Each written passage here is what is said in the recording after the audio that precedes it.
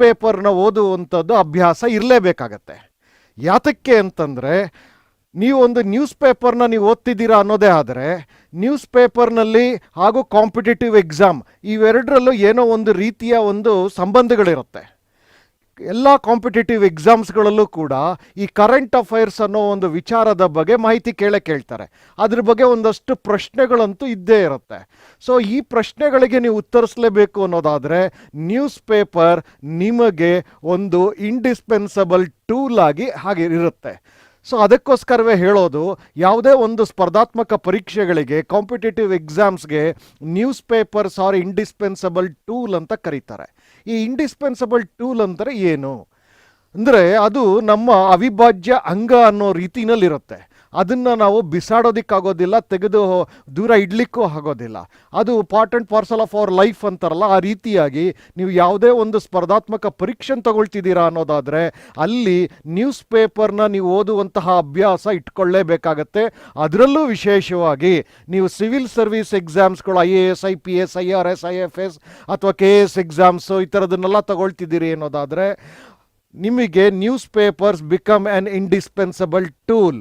ಅದು ಅವಿಭಾಜ್ಯ ಅಂಗ ಆಗೋಗುತ್ತೆ. ನೀವು ಸ್ಪರ್ಧಾತ್ಮಕ ಪರೀಕ್ಷೆಗಳಿಗೆ ಬೇರೆ ಏನೆಲ್ಲ ತಯಾರಿ ನಡೆಸ್ತಿರ್ತೀರಿ ಅದರ ಜೊತೆಗೆ ಈ ಒಂದು ಅಂದರೆ ನ್ಯೂಸ್ ಪೇಪರ್ಸ್ಗಳನ್ನು ಓದುವಂತಹ ಅಭ್ಯಾಸವನ್ನು ನೀವು ಮಾಡಿಕೊಳ್ಳೇಬೇಕಾಗತ್ತೆ. ಹಾಗಿದ್ದ ಮೇಲೆ ಈ ನ್ಯೂಸ್ ಪೇಪರ್ನಲ್ಲಿ ಯಾವ ರೀತಿಯಾಗಿ ಓದೋದು ಅನ್ನೋದು ಪ್ರಶ್ನೆ ಬರುತ್ತೆ. ಇಲ್ಲಿ ನಾವು ಮೆಚ್ಯೂರ್ ರೀಡಿಂಗ್ ಮತ್ತು ಹ್ಯಾಬಿಟ್ ಅನ್ನೋ ಪದನ ಬಳಸಿದ್ದೇವೆ. ಯಾವುದೇ ಒಂದು ನ್ಯೂಸ್ ಪೇಪರ್ನ ನೀವು ಓದಲೇಬೇಕು ಅನ್ನೋದಾದರೆ ಅಲ್ಲಿ ಅದೊಂದು ಮೆಚ್ಯೂರ್ ರೀಡಿಂಗ್ ಅನ್ನೋದನ್ನು ಮಾಡ್ಕೊಳ್ಬೇಕಾಗತ್ತೆ. ಈ ಮೆಚ್ಯೂರ್ ರೀಡಿಂಗ್ ಅಂದರೆ ಏನು ಅನ್ನೋದನ್ನು ಮುಂದಿನ ಸ್ಲೈಡ್ಗಳಲ್ಲಿ ನಾವು ತಿಳಿಸಿಕೊಡ್ತೇವೆ. ಸೊ ಈ ಒಂದು ಮೆಚ್ಯೂರ್ ರೀಡಿಂಗು ನಿಮಗೆ ಒಂದು ಹ್ಯಾಬಿಟ್ ಆಗಬೇಕಾಗತ್ತೆ, ಒಂದು ಅಭ್ಯಾಸ ಆಗಬೇಕಾದ್ರೆ ಪ್ರತಿನಿತ್ಯ ದೈನಂದಿನ ಒಂದು ಕಾರ್ಯವೇ ಆಗಬೇಕಾಗತ್ತೆ. ಸೊ ಈ ರೀತಿಯಾದಂತಹ ಒಂದು ಮೆಚ್ಯೂರ್ ರೀಡಿಂಗಲ್ಲಿ ಸಾಧಾರಣವಾಗಿ ನೋಡೋವಂಥದ್ದು ಏನು ಅಂದರೆ, ಈ ಎಲ್ಲ ನ್ಯೂಸ್ ಪೇಪರ್ಗಳಲ್ಲಿ ಅದು ನ್ಯಾಷನಲ್ ಲೆವೆಲ್ದಾಗಿರ್ಬೋದು, ಇಂಟರ್ನ್ಯಾಷನಲ್ ಲೆವೆಲ್ ಆಗಿರ್ಬೋದು, ಅಥವಾ ಸ್ಟೇಟ್ ಲೆವೆಲ್ ಆಗಿರ್ಬೋದು, ಡಿಸ್ಟಿಕ್ ಲೆವೆಲ್ ಆಗಿರ್ಬೋದು, ತಾಲೂಕ್ ಲೆವೆಲ್ ಆಗಿರ್ಬೋದು, ಎಲ್ಲ ವಿಚಾರಗಳನ್ನು ಅವರು ಕೊಡ್ತಾರೆ. ಇನ್ನೊಂದೆಡೆ ಒಂದು ಕಡೆ ಅವರು ರಾಜಕೀಯವನ್ನು ಕೊಡ್ತಿರ್ತಾರೆ, ಮತ್ತೊಂದು ಕಡೆ ಸ್ಪೋರ್ಟ್ಸ್ ಬಗ್ಗೆ ಕೊಡ್ತಾರೆ, ಮತ್ತೊಂದು ಕಡೆ ಸಿನಿಮಾಗಳ ಬಗ್ಗೆ ಕೊಡ್ತಾರೆ, ಹಾಗೆ ಬಿಸ್ನೆಸ್ ಬಗ್ಗೆ ಕೊಡ್ತಾರೆ, ಶೇರ್ ಮಾರ್ಕೆಟ್ ಬಗ್ಗೆ ಮಾಹಿತಿ ಕೊಡ್ತಾರೆ. ಸೊ ಎಲ್ಲ ವಿಚಾರಗಳ ಬಗ್ಗೆ ರಾಷ್ಟ್ರ, ಅಂತಾರಾಷ್ಟ್ರೀಯ ಮಟ್ಟದಲ್ಲಿ, ರಾಜ್ಯ ಮಟ್ಟದಲ್ಲಿ ನಡೆಯುತ್ತಿರುವಂಥ ಘಟನೆಗಳ ಬಗ್ಗೆ ಎಲ್ಲವನ್ನೂ ಅವರು ಸವಿಸ್ತರವಾಗಿ ಕೊಡ್ತಾರೆ. ಆದರೆ ನಮಗೆ ಬೇಕಾಗುವಂಥದ್ದೇನು, ಕಾಂಪಿಟೇಟಿವ್ ಎಕ್ಸಾಮ್ಸ್ಗಳಿಗೆ ಎಲ್ಲ ಜನಸಾಮಾನ್ಯರಿಗೆ ಕೊಡುವಂತಹ ಎಲ್ಲ ವಿಷಯಗಳು ಬೇಕೇ, ಅಥವಾ ಕಾಂಪಿಟೇಟಿವ್ ಎಕ್ಸಾಮ್ಸ್ಗೆ ಸಂಬಂಧಪಟ್ಟಂಥದ್ದು ಮಾತ್ರ ನಮಗೆ ಬೇಕಾ ಅನ್ನೋದು ಇಲ್ಲಿ ನಾವು ಡಿಸಿಷನ್ ತಗೊಳ್ಬೇಕಾಗತ್ತೆ. ಹಾಗಾದರೆ ಈ ಕಾಂಪಿಟೇಟಿವ್ ಎಕ್ಸಾಮ್ಸ್ಗಳಿಗೆ ಮಾತ್ರ ಬೇಕಾಗಿರುವಂಥದ್ದನ್ನು ನಾವು ಓದ್ತೇವೆ ಅನ್ನೋದಾದರೆ ಸೆಲೆಕ್ಟಿವ್ ರೀಡಿಂಗಿಗೆ ನಾವು ಬರಬೇಕು. ಈ ಸೆಲೆಕ್ಟಿವ್ ರೀಡಿಂಗ್ ಏನಾಗುತ್ತೆ, ನಾವು ಒಂದು ಸ್ಪರ್ಧಾತ್ಮಕ ಪರೀಕ್ಷೆ ಅಂತ ತಗೊಂಡಾಗ ಆ ಸ್ಪರ್ಧಾತ್ಮಕ ಪರೀಕ್ಷೆಗೆ ಸಂಬಂಧಪಟ್ಟಂಥದ್ದು ಒಂದು ಸಿಲೆಬಸ್ ಇರುತ್ತೆ. ಆ ಸಿಲೆಬಸ್ಗೆ ಸಂಬಂಧಪಟ್ಟಂಥ ಸೆಲೆಕ್ಟಿವ್ ರೀಡಿಂಗ್ ಆಗುತ್ತೆ. ಆ ಸೆಲೆಕ್ಟಿವ್ ರೀಡಿಂಗ್ನ ನಾವು ಮಾಡಿಕೊಂಡು ಅದನ್ನು ನಾವು ಓದೋಕ್ಕೆ ಶುರು ಮಾಡಿದಾಗ ಅದು ಮೆಚ್ಯೂರ್ ರೀಡಿಂಗ್ ಅಂತ ಆಗುತ್ತೆ. ಅದನ್ನು ನಾವು ಹ್ಯಾಬಿಟ್ ಮಾಡ್ಕೊಳ್ಬೇಕಾಗತ್ತೆ. ಹಾಗಾದರೆ ಸೆಲೆಕ್ಟಿವ್ ರೀಡಿಂಗ್ ಅನ್ನೋದು ಸಿಲೆಬಸ್ಗಳನ್ನು ನಾವು ತಿಳ್ಕೊಳ್ಳೋದು ಬಹಳ ಮುಖ್ಯ ಆಗುತ್ತೆ. ನಾವು ಒಂದು ಸಿವಿಲ್ ಸರ್ವಿಸ್ ಎಕ್ಸಾಮ್ ತಗೊಳ್ತಿದ್ದೀವಿ, ಅಥವಾ ಗೆಸ್ಟೆಡ್ ಪ್ರೊಬೇಷನರಿ ಆಫೀಸರ್ ಆಫ್ KPSCನವ್ರದ್ದು ತಗೊಳ್ತಾ ಇದ್ದೀವಿ ಪರೀಕ್ಷೆ, ಅಥವಾ IBPS ಎಕ್ಸಾಮ್ ತಗೊಳ್ತಾ ಇದ್ದೀವಿ, ಆಫೀಸರ್ಸ್ ಪೋಸ್ಟ್ ತಗೊಳ್ತಾ ಇದ್ದೀವಿ, ಕ್ಲರಿಕಲ್ ಪೋಸ್ಟ್ ತಗೊಳ್ತಾ ಇದ್ದೀವಿ, ಯಾವುದೇ ಒಂದು ವಿಚಾರ ಇರಲಿ. ಸೊ ಆ ಒಂದು ಸಿಲೆಬಸ್ ಇರುತ್ತಲ್ಲ ಆ ಪರೀಕ್ಷೆಗೆ ಸಂಬಂಧಪಟ್ಟಂತೆ, ಆ ಸಿಲೆಬಸ್ನ ಸಂಪೂರ್ಣವಾಗಿ ತಿಳ್ಕೊಳ್ಬೇಕಾಗಿರುತ್ತೆ. ಅದಕ್ಕೆ ಪೂರಕವಾಗಿ ಏನೆಲ್ಲ ವಿಚಾರಗಳು ನಮಗೆ ಬೇಕಾಗಿರುತ್ತೆ ಅಂಥದನ್ನು ನಾವು ಸೆಲೆಕ್ಟ್ ಮಾಡಿಕೊಂಡು ಅದನ್ನು ನಾವು ಸೆಲೆಕ್ಟಿವ್ ರೀಡಿಂಗ್ ಮಾಡ್ತಾ ಹೋದರೆ ಅದು ಮೆಚ್ಯೂರ್ ರೀಡಿಂಗ್ ಆಗುತ್ತೆ. ಈ ಒಂದು ಸಿಲೆಬಸ್ಗಳಲ್ಲಿ ಅವರು ಎಷ್ಟೋ ವಿಚಾರಗಳಿರುತ್ತೆ. ನಾನು ಆಗಲೇ ಹೇಳಿದಾಗೆ ರಾಜಕೀಯವೂ ಇರುತ್ತೆ, ಇನ್ನೊಂದು ಕಡೆ ಬಿಸ್ನೆಸ್ ಬಗ್ಗೆ ಇರುತ್ತೆ, ಇತಿಹಾಸದ ಬಗ್ಗೆ ಬರುತ್ತೆ, ಜಿಯೋಗ್ರಫಿ ಬಗ್ಗೆ ಇರುತ್ತೆ, ಪೊಲಿಟಿಕಲ್ ಬಗ್ಗೆ ಇರುತ್ತೆ, ಹಾಗೆ ಸ್ಪೋರ್ಟ್ಸ್ ಬಗ್ಗೆ, ಆಮೇಲೆ ಸಿನಿಮಾ ಬಗ್ಗೆ ಇರುತ್ತೆ, ಥಿಯೇಟರ್ಸ್ ಬಗ್ಗೆ ಇರುತ್ತೆ, ಒಳ್ಳೆ ವಿಚಾರಗಳು ಇರುತ್ತೆ, ಬೇಡದ ವಿಚಾರಗಳು ಇರುತ್ತೆ. ಬೇಡದ್ದು ಅಂತಂದರೆ ನಾವು ಯಾವುದನ್ನ ಎಕ್ಸ್ಪೆಕ್ಟ್ ಮಾಡಿರಲ್ಲ ಅಂಥದ್ದು, ಅಂದರೆ ಯಾವುದೋ ದುಃಖದ ವಿಚಾರಗಳು ಇರುತ್ತೆ, ಅಂಥದ್ದನ್ನು ಕೂಡ ಅಲ್ಲಿ ಕೊಟ್ಟಿರ್ತಾರೆ. ಹಾಗೆ ಹಲವು ರೀತಿಯಾದಂಥ ವಿಚಾರಗಳು ಅಲ್ಲಿರುತ್ತೆ. ಸೊ ಅಂಥದ್ದೆಲ್ಲದರಲ್ಲೂ ನಮಗೆ ಒಂದು ಸ್ಪರ್ಧಾತ್ಮಕ ಪರೀಕ್ಷೆಗೆ ಬೇಕಾಗಿರುವಂಥದ್ದನ್ನು ಮಾತ್ರ ಪ್ರತಿದಿನ ನ್ಯೂಸ್ ಪೇಪರ್ ಓದಬೇಕಾದಾಗ ನಾವು ಅದನ್ನೆಲ್ಲ ಹೈಲೈಟ್ಸ್ ಮಾಡಿಕೊಂಡು ಅಂಥದನ್ನು ಓದುವಂತಹ ಮೆಚ್ಯೂರ್ ರೀಡಿಂಗ್ ನಾವು ಇಟ್ಕೊಳ್ಬೇಕಾಗತ್ತೆ. ಹಾಗಾದರೆ ನ್ಯೂಸ್ ಪೇಪರಲ್ಲಿ ಈ ಬೇರೆ ಎಲ್ಲ ವಿಚಾರಗಳನ್ನು ಯಾಕೆ ಕೊಡ್ತಾರೆ ಅಂತಂದರೆ, ನ್ಯೂಸ್ ಪೇಪರ್ ಒಬ್ಬರು ಜನಸಾಮಾನ್ಯರಿಗೆ ಬೇಕಾಗಿರುತ್ತದು. ಆ ಜನಸಾಮಾನ್ಯರಿಗೆ ಎಲ್ಲ ವಿಚಾರಗಳು ಬೇಕಾಗಿರುತ್ತೆ, ಹಾಗಾಗಿ ಎಲ್ಲ ವಿಚಾರಗಳನ್ನು ಅವನು ಕವರ್ ಮಾಡಿರ್ತಾರೆ. ಆದರೆ ನಾವು ಕಾಂಪಿಟೇಟಿವ್ ಎಕ್ಸಾಮ್ಗೆ ಹೋಗ್ತಾ ಇರೋದ್ರಿಂದ ಸ್ಪರ್ಧಾತ್ಮಕ ಪರೀಕ್ಷೆಗೆ ಎಷ್ಟು ಬೇಕು ಅಷ್ಟನ್ನು ನಾವು ಸೆಲೆಕ್ಟಿವ್ ರೀಡಿಂಗ್ ಆಗಿ ಮಾಡ್ಕೊಳ್ಬೇಕಾಗಿರುತ್ತೆ. ಯೂಶುವಲ್ ಆಗಿ ಈ ನ್ಯೂಸ್ ಪೇಪರ್ಸ್ಗಳನ್ನೆಲ್ಲ ನಾವು ಓದಬೇಕಾದಾಗ, ಸ್ಪೆಷಲಿ ನಾವು ಸ್ಪರ್ಧಾತ್ಮಕ ಪರೀಕ್ಷೆಗಳಿಗೆ ಹೋಗ್ತಿದ್ದೀವಿ ಅನ್ನೋದಾದರೆ, ಅದಕ್ಕೆ ಸಂಬಂಧಪಟ್ಟಂತೆ ನಾವು ಓದಬೇಕಾದಾಗ ನ್ಯೂಸ್ ಪೇಪರಲ್ಲಿ ಎಷ್ಟೋ ಸರಿ ಪೊಲಿಟಿಕಲ್ ಟಸಲ್ಸ್ಗಳ ಬಗ್ಗೆ ಇರುತ್ತೆ ನ್ಯೂಸ್ಗಳು, ಅಥವಾ ನಾನ್ ಡಿಸಿಸಿವ್ ಡಿಬೇಟ್ಸ್ಗಳ ಬಗ್ಗೆ ಇರುತ್ತೆ. ಈ ಪೊಲಿಟಿಕಲ್ ಟಸಲ್ಸ್ಗಳು ಅಥವಾ ಒಬ್ಬರು ಇನ್ನೊಬ್ಬರು ಬಗ್ಗೆ ಮಾತಾಡ್ತಿರ್ತಾರೆ, ಒಂದು ಪಕ್ಷದವರು ಇನ್ನೊಬ್ಬರ ಪಕ್ಷದ ಬಗ್ಗೆ ಆರೋಪ ಪ್ರತ್ಯಾರೋಪಗಳು ನಡೀತಿರುತ್ತೆ. ಇನ್ನು ಕೆಲವೊಂದು ವಿಚಾರಗಳ ಬಗ್ಗೆ ವರ್ಷಾನುಗಟ್ಟಲೆ ಅದ್ರ ಬಗ್ಗೆ ಡಿಬೇಟ್ಸ್ ನಡೀತಾನೆ ಇರುತ್ತೆ, ಅದು ಇಂಪ್ಲಿಮೆಂಟೇ ಆಗೋದಿರೋದಿಲ್ಲ. ಸೊ ನಮಗೆ ಸ್ಪರ್ಧಾತ್ಮಕ ಪರೀಕ್ಷೆಗಳಿಗೆ ಹೋಗುವಂಥವ್ರಿಗೆ ಇಂಥದ್ರ ಬಗ್ಗೆ ನಾವು ಹೆಚ್ಚು ಗಮನ ಕೊಡದೇ ಇರೋದು ಒಳ್ಳೆಯದಾಗತ್ತೆ. ಇದು ಇಷ್ಟು ಇಂಪಾರ್ಟೆಂಟ್ ಅಲ್ಲ ನಮಗೆ. ಹಾಗಾದರೆ ಇಂಪಾರ್ಟೆಂಟ್ ಯಾವುದು ನಾವು ನೋಡಬೇಕಾಗಿರುವಂಥದ್ದು? ಇಲ್ಲಿ ಸರ್ಕಾರದ ವತಿಯಿಂದ ಅಥವಾ ಸರ್ಕಾರಕ್ಕೆ ಸಂಬಂಧಪಟ್ಟಂಥ ಸಂಸ್ಥೆಗಳಿಂದ ಅವ್ರುಗಳಿಂದ ಏನಾದರೂ ಡಿಸಿಷನ್ಸ್ಗಳಾಗಿದೆ ಅನ್ನೋದಾದರೆ, ಅಗ್ರಿಮೆಂಟ್ಸ್ಗಳಾಗಿದೆ ಅನ್ನೋದಾದರೆ, ಅಂಥದ್ರಗಳ ಬಗ್ಗೆ ನಾವು ಹೆಚ್ಚು ಗಮನ ಕೊಡಬೇಕಾಗತ್ತೆ. ಸೊ ಅಂಥ ಡಿಸಿಷನ್ಸ್ಗಳು ಯಾವ ವಿಚಾರದಲ್ಲಾಗಿರುತ್ತೆ, ಯಾವುದ್ರ ಬಗ್ಗೆನಾದರೂ ಆಗಿರ್ಬೋದು, ಅಗ್ರಿಕಲ್ಚರ್ ಬಗ್ಗೆ ಆಗಿರ್ಬೋದು, ಹಾರ್ಟಿಕಲ್ಚರ್ ಬಗ್ಗೆ ಆಗಿರ್ಬೋದು, ಇರಿಗೇಷನ್ ಬಗ್ಗೆ ಆಗಿರ್ಬೋದು, ಅಥವಾ ನೀರನ್ನು ಅಗ್ರಿಕಲ್ಚರ್ ಲ್ಯಾಂಡ್ಗೆ ಕೊಡುವಂಥದಕ್ಕೆ ಸಂಬಂಧಪಟ್ಟಂತೆ ಆಗಿರ್ಬೋದು, ಡ್ಯಾಮ್ ಕನ್ಸ್ಟ್ರಕ್ಷನ್ ಬಗ್ಗೆ ಆಗಿರ್ಬೋದು, ಅಥವಾ ಸ್ಪೇಸ್ ಸೈನ್ಸ್ ಅಂಡ್ ಟೆಕ್ನಾಲಜಿ ಬಗ್ಗೆ ಆಗಿರ್ಬೋದು, ಸ್ಯಾಟಲೈಟ್ಸ್ಗಳನ್ನು ಅದು ಲಾಂಚ್ ಮಾಡೋದ್ರ ಬಗ್ಗೆ ಆಗಿರ್ಬೋದು. ಹೀಗೆ ಹಲವು ವಿಚಾರಗಳಿರುತ್ತೆ. ಎಜುಕೇಷನ್ಗೆ ಸಂಬಂಧಪಟ್ಟಂತೆ ಆಗಿರ್ಬೋದು, ಹೈಯರ್ ಎಜುಕೇಷನ್ಗೆ ಸಂಬಂಧಪಟ್ಟಂಥದ್ದಾಗಿರ್ಬೋದು, ಅಥವಾ ಪ್ರೈಮರಿ ಅಥವಾ ಎಜುಕೇಷನ್ಗೆ ಸಂಬಂಧಪಟ್ಟಂಥದ್ದಾಗಿರ್ಬೋದು, ಸೊ ಹೆಲ್ತ್ ಇಶ್ಯೂಸ್ಗಳಾಗಿರ್ಬೋದು. ಇಂಥದಕ್ಕೆ ಸಂಬಂಧಪಟ್ಟಂತೆ ರಾಜ್ಯದಲ್ಲಿ ಯಾವುದೋ ಒಂದು ಸಂಸ್ಥೆಯ ಜೊತೆ ಒಡಂಬಡಿಕೆ ಆಗಿರುತ್ತೆ, ಅಥವಾ ರಾಜ್ಯ ಮತ್ತು ಕೇಂದ್ರ ಇವೆರಡರ ಮಧ್ಯದಲ್ಲಿ ಒಂದು ಒಡಂಬಡಿಕೆ ಆಗಿರುತ್ತೆ, ಅಥವಾ ಕೇಂದ್ರ ಇನ್ನೊಂದು ಯಾವುದೋ ಬೇರೆ ದೇಶದ ಜೊತೆಗೆ ಒಂದು ಒಡಂಬಡಿಕೆ ಆಗಿರುತ್ತೆ, ಯಾವುದೋ ಸಂಘ ಸಂಸ್ಥೆಗಳ ಜೊತೆ ಒಡಂಬಡಿಕೆ ಆಗಿರುತ್ತೆ. ಅದರಿಂದ ಜನರಿಗೆ ಯಾವ ರೀತಿಯಾಗಿ ಒಳಿತಾಗುತ್ತೆ ಅನ್ನೋದ್ರ ಬಗ್ಗೆ ಎಲ್ಲ ಇರುತ್ತೆ. ಸೊ ಇಂಥದನ್ನೆಲ್ಲ ನಾವೇನು ನ್ಯೂಸ್ ಪೇಪರ್ಗಳಲ್ಲಿ ನೋಡ್ತೇವೆ. ಸೊ ಇದನ್ನೆಲ್ಲ ನಾವು ಅದನ್ನು ಪಾಯಿಂಟ್ಸ್ಗಳನ್ನೆಲ್ಲ ಬರೆದಿಟ್ಕೊಳ್ಬೇಕಾಗತ್ತೆ. ಸೊ ಈ ಎಲ್ಲ ಪಾಯಿಂಟ್ಸ್ಗಳನ್ನು ನಾವು ಬರೆದಿಟ್ಕೊಳ್ಳೇಬೇಕು. ಯಾಕೆ ಅಂತಂದರೆ ನಾವು ಪರೀಕ್ಷೆ ಟೈಮ್ಗೆ, ಪರೀಕ್ಷೆಯ 1 ವರ್ಷದ ಮೊದಲೇ ನಾವು ತಯಾರಿ ನಡೆಸಿರ್ತೀವಿ. ಅಲ್ಲಿಂದಲೂ ನಾವು ಅಷ್ಟು ವರ್ಷದ ನ್ಯೂಸ್ ಪೇಪರ್ನ ತೆಗೆದಿಡೋದಕ್ಕಿಂತ ಹೆಚ್ಚಾಗಿ ಪ್ರತಿದಿನ ಬರುವಂಥ ನ್ಯೂಸ್ ಪೇಪರ್ಗಳಲ್ಲಿ ಈ ರೀತಿಯಾದಂತಹ ಕಾಂಪಿಟೇಟಿವ್ ಎಕ್ಸಾಮ್ಸ್ಗೆ ರಿಲೇಟ್ ಆದಂಥ ವಿಚಾರಗಳನ್ನು ನಾವು ಪಾಯಿಂಟ್ ಬೈ ಪಾಯಿಂಟ್ ಎಲ್ಲಾದರೂ ಒಂದು ಕಡೆ ಬರೆದಿಟ್ಕೊಂಡ್ರೆ ಪರೀಕ್ಷೆ ಟೈಮ್ನಲ್ಲಿ ಅಷ್ಟು ನ್ಯೂಸ್ ಪೇಪರ್ ಓದುವ ಅಗತ್ಯ ಇರೋದಿಲ್ಲ. ಕೇವಲ ಪಾಯಿಂಟ್ಸ್ಗಳನ್ನೇ ನಾವು ಬರ್ಕೊಂಡಿರ್ತೀವಿ, ಅದನ್ನು ಗ್ಲಾನ್ಸ್ ಮಾಡಿಕೊಂಡ್ರೆ ಸಾಕಾಗತ್ತೆ. ಸೊ ಹಾಗಾಗಿ ನೀವು ಒಂದು ಸೆಲೆಕ್ಟಿವ್ ರೀಡಿಂಗ್ ಆಗಬೇಕು, ಮೆಚ್ಯೂರ್ ರೀಡಿಂಗ್ ಆಗಬೇಕು. ಎರಡನೇದು ಅದು ಹ್ಯಾಬಿಟ್ ಕೂಡ ಆಗಿರಬೇಕಾಗತ್ತೆ. ಮೂರನೇದಾಗಿ ನೀವು ಓದುವಂತಹ ಈ ಎಲ್ಲ ವಿಚಾರಗಳ ಬಗ್ಗೆ ನೀವು ಒಂದು ಕಡೆ ಪಾಯಿಂಟ್ ನೋಟ್ ಡೌನ್ ಮಾಡ್ಕೊಳ್ಬೇಕಾಗತ್ತೆ. ಸೊ ಇಲ್ಲಿ ಬರುವಂಥದ್ದು ಇನ್ನೂ ಒಂದೆರಡು ವಿಚಾರಗಳು. ನಾವು ಬರೀ ಹೆಡ್ಲೈನ್ಸ್ ಮಾತ್ರ ನೋಡಿದ್ರೆ ಸಾಕಾ, ಅಥವಾ ಬೇರೆ ವಿಚಾರಗಳನ್ನು ನಾವು ಅದನ್ನು ಓದಬೇಕಾಗತ್ತಾ? ಖಂಡಿತವಾಗಿಯೂ ಕೇವಲ ಹೆಡ್ಲೈನ್ಸ್ನಲ್ಲಿ ನೀವು ಎಲ್ಲವನ್ನೂ ಓದೋದು ಒಳ್ಳೆಯದೇ ಆಗುತ್ತೆ. ಆದರೆ ಹೆಡ್ಲೈನ್ಸಿನ ಜೊತೆಗೆ ನಾವು ಸೆಲೆಕ್ಟಿವ್ ರೀಡಿಂಗ್ ಮಾಡ್ತೀವಲ್ಲ, ಇದ್ರ ಬಗ್ಗೆ ನಾವು ಪರೀಕ್ಷೆಯಲ್ಲಿ ಕೇಳ್ಬೋದು ಅಂತ ಹೇಳಿ ನಾವು ಸೆಲೆಕ್ಟ್ ಮಾಡ್ಕೊಳ್ತೀವಲ್ಲ, ಅದರ ಬಗ್ಗೆ ನಾವು ಸವಿಸ್ತರವಾಗಿ ತಿಳ್ಕೊಳ್ಳೋದು ಕೂಡ ನಮಗೆ ಬೇಕಾಗಿರುತ್ತೆ. ಸೊ ನೀವು ನನ್ನ ಒಂದು ಒಂದು ಸಜೆಷನ್ ಏನು ಅಂತಂದರೆ, ಸಲಹೆ, ನೀವು ನ್ಯೂಸ್ ಪೇಪರ್ಸ್ ಜೊತೆಗೆ ಏನಾದರೂ ಒಂದು ಸಪ್ಲಿಮೆಂಟ್ಸ್ಗಳು ಬರ್ತಿರುತ್ತೆ. ಅದಕ್ಕೆ ಆ ಸಪ್ಲಿಮೆಂಟ್ಸ್ಗಳ ಬಗ್ಗೆನೂ ನೀವು ಸ್ವಲ್ಪ ಓದೋದು ಅಭ್ಯಾಸ ಮಾಡ್ಕೊಳ್ಬೇಕು. ಕೆಲವೊಮ್ಮೆ ಏನು ಮಾಡ್ತಾರೆ, ಈ ನ್ಯೂಸ್ ಪೇಪರ್ಸ್ನವರು ಆಗಿಂದಾಗ್ಲೇ ಕೆಲವೊಂದು ಕರೆಂಟ್ ಅಫೇರ್ಸ್ಗೆ ಸಂಬಂಧಪಟ್ಟಂತೆ ಒಂದು ಸಪ್ಲಿಮೆಂಟ್ ತೊಗೊಂಬರ್ತಾರೆ. ಸಪ್ಲಿಮೆಂಟ್ ಅಂದರೆ ಮೇಯ್ನ್ ನ್ಯೂಸ್ ಪೇಪರ್ ಏನಿರುತ್ತೆ, ಆ ನ್ಯೂಸ್ ಪೇಪರಿನ ಜೊತೆಗೆ ಇನ್ನೊಂದು ಆಡ್ಕೊಂಡು ಅದು 4 ಪೇಜ್ ಆಗಿರುತ್ತೆ, 8 ಪೇಜ್ ಆಗಿರುತ್ತೆ, 16 ಪೇಜ್ ಆಗಿರುತ್ತೆ. ಅದರಲ್ಲಿ ಯಾವುದೋ ಒಂದು ವಿಚಾರಗಳನ್ನು ತಗೊಂಡು ಡಿಸ್ಕಷನ್ ಮಾಡಿರ್ತಾರೆ. ಸೊ ಅಂಥದನ್ನು ಕೂಡ ನೀವು ಗಮನಿಸೋದು ಒಳ್ಳೆಯದಾಗತ್ತೆ. See whenever you just open a news paper, ಅಲ್ಲಿ right from the beginning to end ಅದರಲ್ಲಿ ಯಾವುದೋ ಒಂದು ವಿಶೇಷವಾಗಿ ಒಂದು ಮಾರ್ಗದರ್ಶನ ಅವರು ಹಮ್ಮಿಕೊಂಡಿರ್ತಾರೆ. ಪ್ರಾರಂಭದ ಹೆಡ್ಲೈನ್ಸಲ್ಲಿ ಓಪನಿಂಗ್ ಶೀಟಲ್ಲಿ ಈ ಥರ ವಿಚಾರಗಳಿರಬೇಕು, ಸೆಕೆಂಡ್ ಶೀಟಲ್ಲಿ ಈ ಥರ ವಿಚಾರಗಳಿರಬೇಕು, ಪೇಜ್ ನಂಬರ್ 3ನಲ್ಲಿ ಈ ಥರ ವಿಚಾರಗಳು ಬರಬೇಕು, 4th ಪೇಜಲ್ಲಿ ಈ ರೀತಿಯಾಗಿ ಬರಬೇಕು ಅಂತೆಲ್ಲ ಅವ್ರದ್ದೊಂದು ಪ್ರತಿಯೊಂದು ನ್ಯೂಸ್ ಪೇಪರಲ್ಲೊಂದು ಮಾರ್ಗದರ್ಶನ ಅದರ ಪ್ರಕಾರವೇ ಅವರು ಪ್ರಿಂಟ್ ಮಾಡ್ತಿರ್ತಾರೆ. ಸೊ ನಾವು ಒಂದು ನ್ಯೂಸ್ ಪೇಪರ್ ಓದ್ತಿದ್ದೀವಿ ಅಂತಂದರೆ ಇದನ್ನೆಲ್ಲ ಅರ್ಥ ಮಾಡಿಕೊಂಡು ಅದಕ್ಕೆ ತಕ್ಕಂತೆ ನಾವು ತಯಾರಿ ನಡೆಸಬೇಕಾಗತ್ತೆ. ಸೊ ನೀವು ಯಾವಾಗಲೂ ಮತ್ತೊಮ್ಮೆ ಹೇಳ್ತೇನೆ, self made notes are always important ಅಂತ ಹೇಳಿ. ಈ ಸೆಲ್ಫ್ ಮೇಡ್ ನೋಟ್ಸ್ಗಳು ಏನು ಅಂತಂದರೆ ಮೂರತ್ತು ನಾವು ಮತ್ತೊಂದರ ಮೇಲೆ ನಾವು ಡಿಪೆಂಡ್ ಆಗಿರೋದಕ್ಕಾಗೋದಿಲ್ಲ. ಅದರಲ್ಲೂ ಸ್ಪೆಷಲಿ ಪರೀಕ್ಷೆ ಹತ್ರ ಬಂದಾಗ ನಮಗೆ ಸಮಯ ಅಭಾವ ಕಡಿಮೆ ಇರುತ್ತೆ. ಸಮಯ ಅಭಾವ ಇರೋದ್ರಿಂದ ನಮಗೆ ಸೊ ನಾವು ತಕ್ಷಣ ಒಂದು ಪಾಯಿಂಟ್ಸ್ಗಳು ನೋಟ್ ಡೌನ್ ಮಾಡಿ ಆ ಪಾಯಿಂಟ್ಸ್ಗಳನ್ನು ಓದ್ಕೊಂಡು ನಾವು ಮುಂದುವರೆದ್ರೆ ಬಹಳ ಒಳ್ಳೆಯದಾಗತ್ತೆ.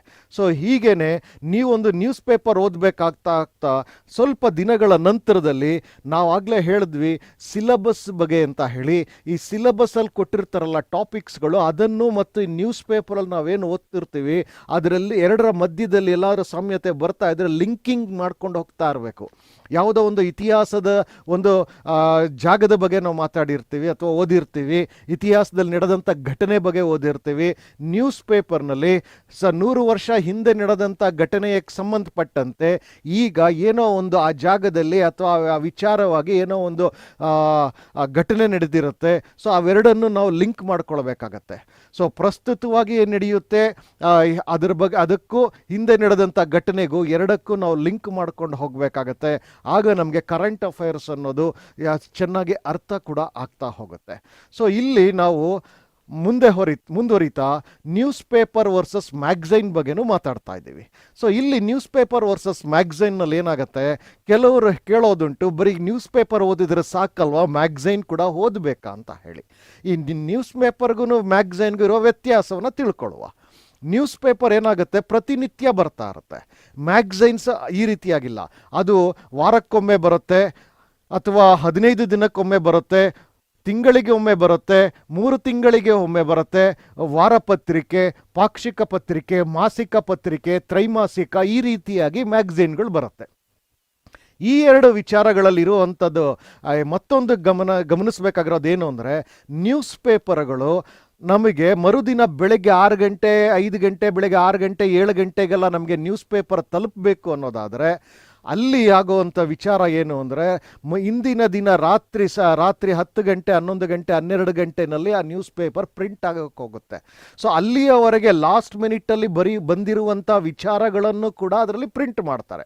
ಆ ಲಾಸ್ಟ್ ಮಿನಿಟ್ಸ್ಗಳಲ್ಲಿ ಬರುವಂಥ ವಿಚಾರಗಳು ಅಲ್ಲೆಲ್ಲೇ ಒಂದು ದುರ್ಘಟನೆ ಆಗಿರಲಿ ಅಥವಾ ಒಂದು ಸಂತೋಷದ ಸುದ್ದಿ ಆಗಿರಲಿ, ಅದೆಲ್ಲವನ್ನು ಅವರು ಹೆಚ್ಚಾಗಿ ಅನಾಲಿಸಿಸ್ ಮಾಡೋದಕ್ಕೆ ಹೋಗೋದಿಲ್ಲ. ಇದ್ದದ್ದಿದ್ದಂಗೆ ಇಂಥ ಕಡೆ ಇಂಥ ವಿಚಾರ, ಇಂಥ ಘಟನೆ ನಡೆದಿದೆ, ಇವರು ಹೀಗೆ ಹೇಳಿದ್ದಾರೆ, ಅಷ್ಟನ್ನು ಮಾತ್ರ ಅವ್ರು ಹಾಕ್ತಾರೆ ಬಿಟ್ಟರೆ ಸೊ ಅಲ್ಲಿ ಅದನ್ನು ಅನಲೈಸ್ ಮಾಡೋಷ್ಟು ಟೈಮ್ ನ್ಯೂಸ್ ಪೇಪರ್ಗೆ ಇರೋದಿಲ್ಲ ಸಾಧಾರಣವಾಗಿ. ಸೊ ಇದು ನ್ಯೂಸ್ ಪೇಪರಿನ ಒಂದು ಬೌಂಡ್ರಿ. ನಾವು ಇದನ್ನು ಅರ್ಥ ಮಾಡ್ಕೊಳ್ಬೇಕು. ಸೊ ಇಲ್ಲಿ ಡೀಟೇಲ್ ಅನಾಲಿಸಿಸ್ ಇರೋದಿಲ್ಲ ಯಾವುದೇ ಒಂದು ವಿಚಾರಕ್ಕೆ. ಆದರೆ ಪ್ರತಿಯೊಂದು ನ್ಯೂಸ್ ಪೇಪರ್ನ ನೀವು ನೋಡಿದಾಗ ಅದು ಸಾಧಾರಣವಾಗಿ ನ್ಯೂಸ್ ಪೇಪರಿನ ಮಧ್ಯದಲ್ಲಿ ಒಂದು ಎಡಿಟೋರಿಯಲ್ ಶೀಟ್ ಅಂತ ಬರುತ್ತೆ. ಈ ಎಡಿಟೋರಿಯಲ್ ಶೀಟಲ್ಲಿ ನಿಮಗೆ ಆ ಹಿಂದಿನ ನಡೆದಂಥ ಘಟನೆಗಳ ಬಗ್ಗೆ ಆ ಎಡಿಟೋರಿಯಲ್ ಶೀಟಲ್ಲಿ ಒಂದು ಸವಿಸ್ತಾರವಾಗಿ ಅದರ ಬಗ್ಗೆ ಒಂದು ಕೂಲಂಕುಷವಾದಂಥ ಒಂದು ಅನಾಲಿಸಿಸ್ ನಡೆಯುತ್ತೆ, ವಿಶ್ಲೇಷಣೆ ಇರುತ್ತೆ ಅದು. ಸೊ ನೀವು ಯಾವುದೇ ಸ್ಪರ್ಧಾತ್ಮಕ ಪರೀಕ್ಷೆಗೆ ಹೋಗ್ತಿದ್ದೀರಿ ಅನ್ನೋದಾದರೆ, ನ್ಯೂಸ್ ಪೇಪರ್ಗಳನ್ನು ಓದ್ತಿದ್ದೀರಿ ಅನ್ನೋದೇ ಆದರೆ ನೀವು ಕೇವಲ ಬೇರೆ ಎಲ್ಲ ವಿಚಾರಗಳ ಬಗ್ಗೆ ಮೇನ್ ಪಾಯಿಂಟ್ಸ್ಗಳನ್ನು ನೋಟ್ ಡೌನ್ ಮಾಡೋದಷ್ಟೇ ಅಲ್ಲ, ಈ ಎಡಿಟೋರಿಯಲ್ ಶೀಟಲ್ಲಿ ಬಂದಿರುವಂಥ ವಿಶ್ಲೇಷಣೆ ಏನಿದೆ ಇದನ್ನು ಕೂಡ ಓದೋದು ಬಹಳ ಇಂಪಾರ್ಟೆಂಟ್ ಆಗಿರುತ್ತೆ. So there are 2 things in a news paper which you have to get into. The first thing is the main points which are related exactly to the syllabus of the competitive exams, and the second thing is the editorial sheet. ಈ ಎರಡರ ಬಗ್ಗೆಯೂ ಮಾಹಿತಿ ನೀವು ಪಡಿಬೇಕಾಗಿರುತ್ತೆ, ಓದ್ಕೊಂಡು ಅಭ್ಯಾಸಗಳನ್ನು ಮಾಡ್ಕೊಳ್ಬೇಕಾಗತ್ತೆ. So ಇವುಗಳ ಆಧಾರದ ಮೇಲೇ ನೀವು ಒಂದು ರೀತಿಯಾಗಿ ನಿಮಗೆ ಕಾನ್ಫಿಡೆನ್ಸ್ ಬೆಳೀತಾ ಹೋಗುತ್ತೆ.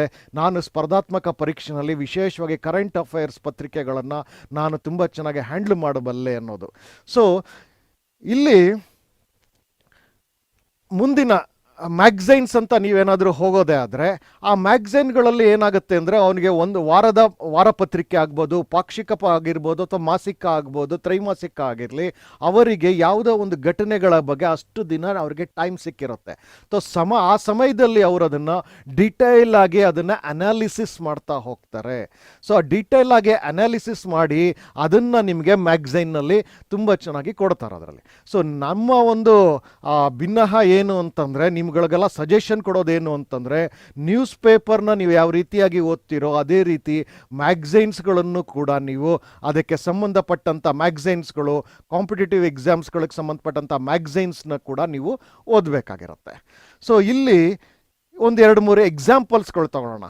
ನಿಮಗೆ ಕಾಂಪಿಟೇಟಿವ್ ಎಕ್ಸಾಮ್ಸಲ್ಲಿ ಯಾವ ರೀತಿಯಾಗಿ ಇವರು ಪ್ರಶ್ನೆಗಳನ್ನು ಕೇಳ್ತಾರೆ ಅಂತ. ಮೊದಲನೇ ಒಂದು ಎಕ್ಸಾಂಪಲಲ್ಲಿ ನಾವು ನೋಡ್ತಾ ಇದ್ದೀವಿ.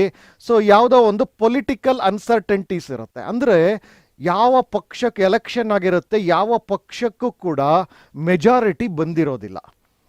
ಸೊ ಎಲ್ಲ ಪಕ್ಷಗಳಿಗೂ ಕೆಲವೊಂದು ಸೀಟ್ಸ್ ಬಂದಿರುತ್ತೆ, ಅದ್ರ ಮೇಲೆ ಅವರು ಸರ್ಕಾರವನ್ನು ನಡೆಸಬೇಕಾಗಿರುತ್ತೆ. ಸೊ ಇದರ ಬಗ್ಗೆ ನ್ಯೂಸ್ ಪೇಪರಲ್ಲಿ ಬರ್ತಾ ಇರುತ್ತೆ ವಿಚಾರಗಳು. ಸೊ ಅಂಥ ಟೈಮ್ನಲ್ಲಿ ನಿಮಗೆ ತಿಳ್ಕೊಳ್ಬೇಕಾಗಿರೋದು ನೀವು ಇಷ್ಟೇ. ಅಂಥ ಸಂದರ್ಭದಲ್ಲಿ ನಿಮಗೆ ಈ ಒಂದು ಸ್ಪರ್ಧಾತ್ಮಕ ಪರೀಕ್ಷೆನಲ್ಲಿ ಇದರ ಬಗ್ಗೆ ಕೇಳಲಿಕ್ಕೆ ಹೋಗೋದಿಲ್ಲ ಹೆಚ್ಚಾಗಿ.